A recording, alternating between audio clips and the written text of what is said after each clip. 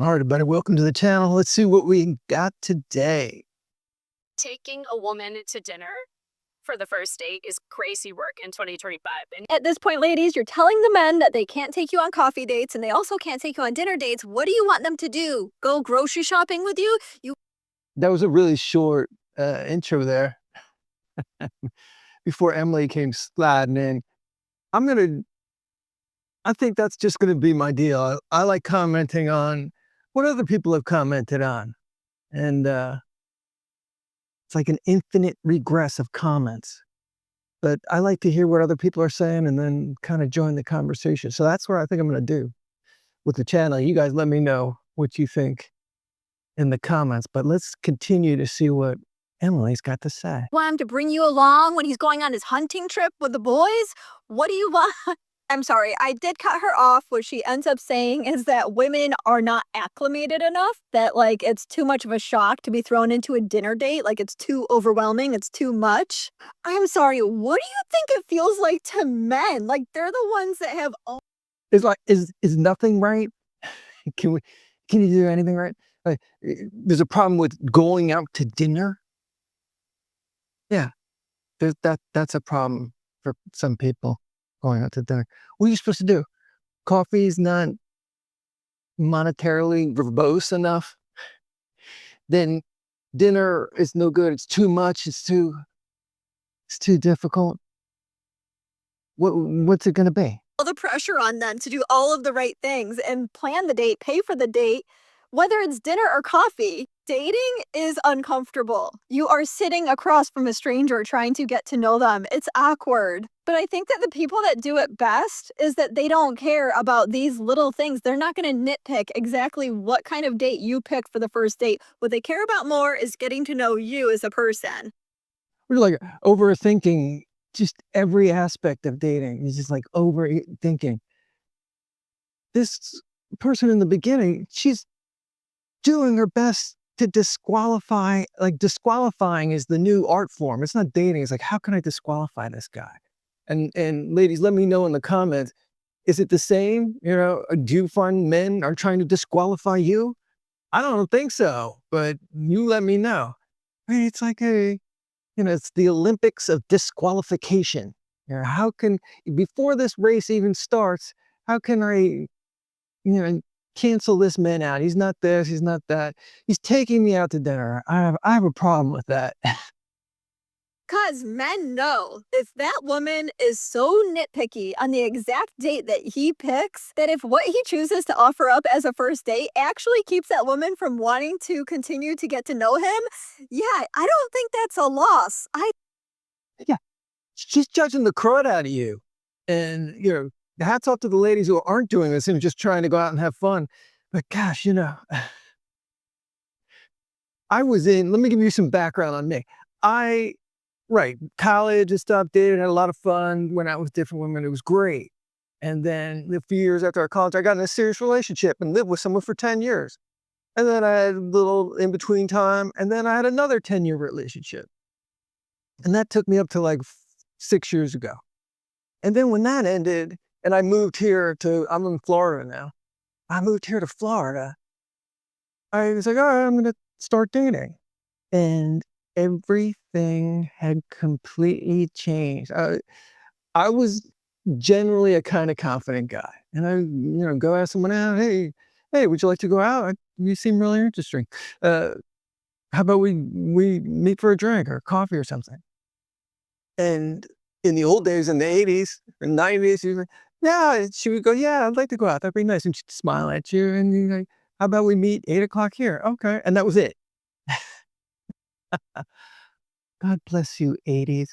The 80s and 90s. People who missed out on that, my younger people listening to this, oh God, it was just such a great time. So I start dating again, and I do my 1980s, 1990s. Hey, you seem interesting. Why don't we meet for coffee or something? Okay, yeah, all right, here's my number. Text me. Okay. I text and I say, and then it starts like this whole thing that I was confused about. I had no clue. And delay response. Oh yeah, let's do it. And then they're canceling, and then hey, but then the breadcrumbing, like, let's do it, but this day and that day and this day. And it's like this really complicated thing. I'm like, what is going on here? Uh, what's going on? And then you try to meet them and they'd be late or they'd call right before and cancel, or you'd show up and they'd be like, well, you never called to confirm. I talked to you a day ago. Why would I need to call and confirm? I already told you I'd be here. So I had no clue, for everybody born in that time period. Yeah, tell me your story, because like it was a rude awakening. All the hurdles and the jumping and the Olympic decathlon just to meet someone for car ride. I was totally clueless. I didn't know what was going on. I would send a text, "Hey, I said I'd be here, so I'm here. You don't have to. I don't need a reminder for myself." I talked to you yesterday. Well, I have to confirm. It's like 12 hours later. But it was all this crazy stuff. And I had no clue about testing. I didn't know what testing was. It was just, I was used to just asking someone else, like, oh, no, I have a boyfriend. I'm like, yeah, that's cool.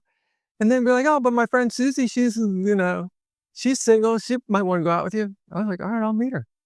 It was just real fluid and easy. And there wasn't all this and crazy nonsense. So I had a lot of that's what brought me here doing a channel like this, because I was so clueless. I was on that simple mode. I kept trying to do things very simply and like, hey, I like you, you like me. Let's go a couple days, maybe it'll work out. And then a couple months later, we're seeing each other exclusively. And then 6, 7 months after that, hey, you want to live together? We should live together. You're here every weekend, and it's right. It sounds real basic. It sounds like, hey, this is how it should be, right? It's not. Now it's like the woman on the beginning of this video. Dinner? That's just too much. It's how can I disqualify this guy?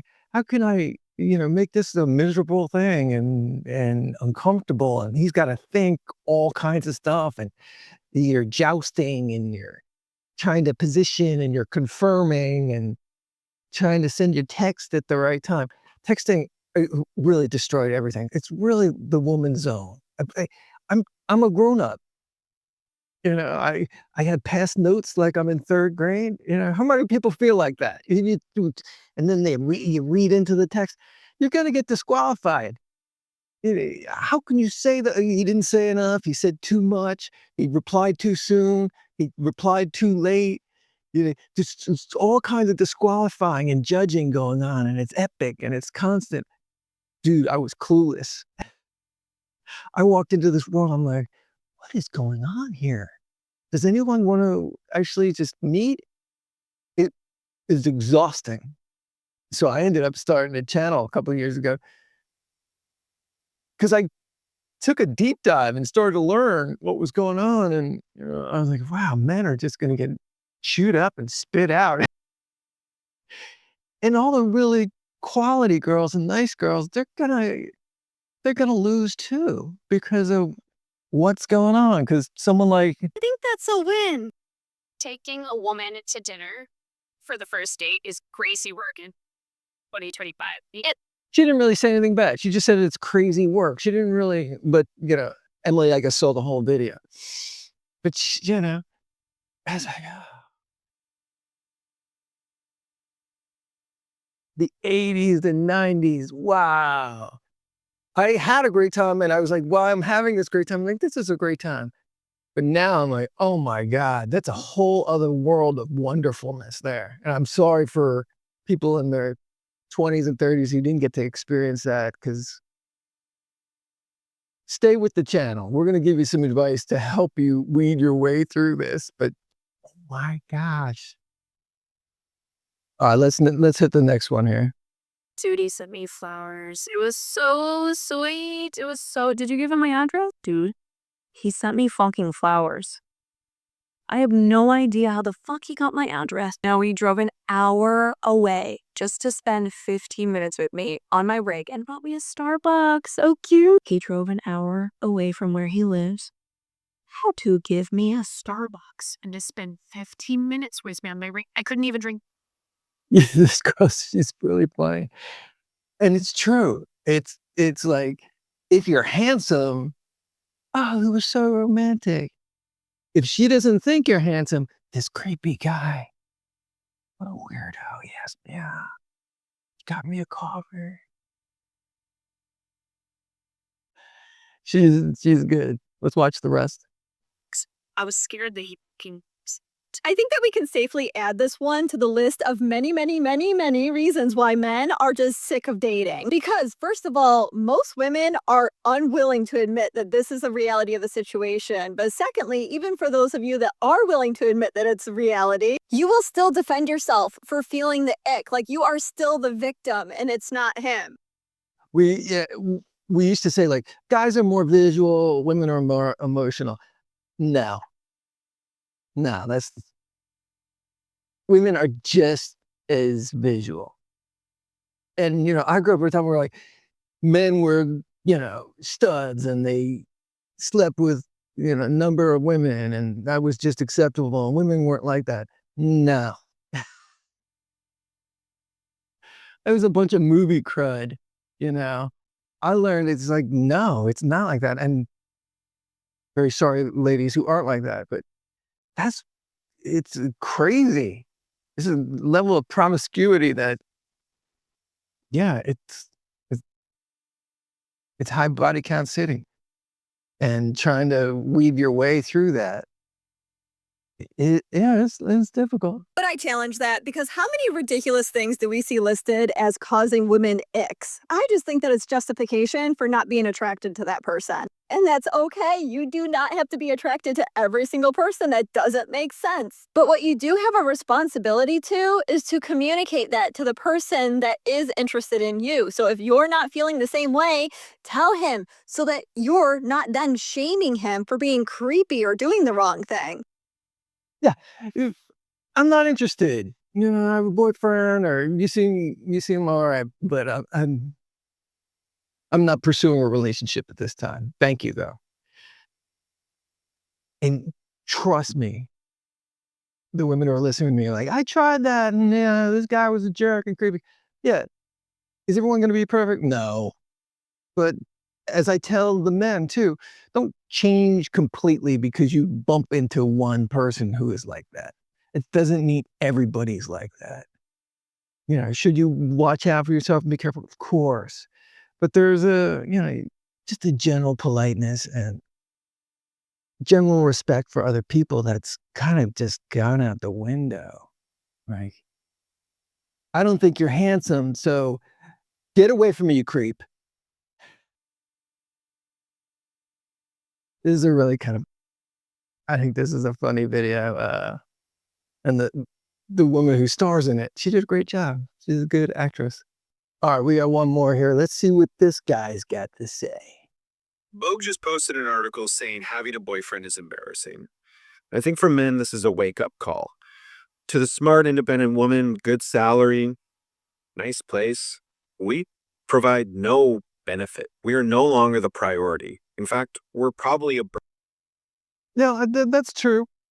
I mean, it's nice to hang out with someone. It's nice to have some femininity in your life to talk to and all that.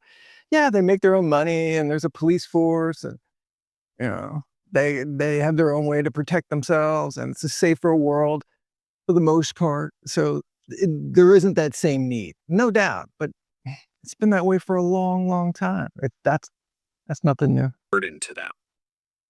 We need to realize having a girlfriend is a privilege, and our duty is to raise them up and make them the most successful version of themselves. What the heck is he talking about? Our duty to raise them up. I don't know. The women that I've lived with, and I didn't need to raise them up. They were already cool people. Our duty. How about just being a gentleman and an outstanding man? And that has nothing to do with her. It has to do with you. Men will not exist in your life if they consider themselves a burden. Ladies, newsflash, if you didn't know this, this is like every man. It's why they don't like to talk about their problems. They have been socialized to believe that the only value that they bring is in what they can do or what they can provide. So if you want your man to Don't talk about your problems, man. Don't do that. Don't talk about your problems with your wife and girlfriend. All that is a myth. She doesn't want to hear that. Let me save you a relationship and tons of time. All this, just open up and share and show me your heart and stuff. That's the surest way to dry up any attraction she has for you. That's all the worst BS in the world. And I know women are going to be like, don't say that. I like my husband communicates. Yeah, you probably never having bedroom fun. They don't want to hear all that. And you'll make that mistake once in your life, gentlemen, and you will see that it was all propaganda. It's all propaganda. Don't talk about your problems. That's not your realm. open up to you, you cannot make him think that he's a burden. Do not tell that man to man up or that you don't feel safe anymore because he cried or he vented his feelings.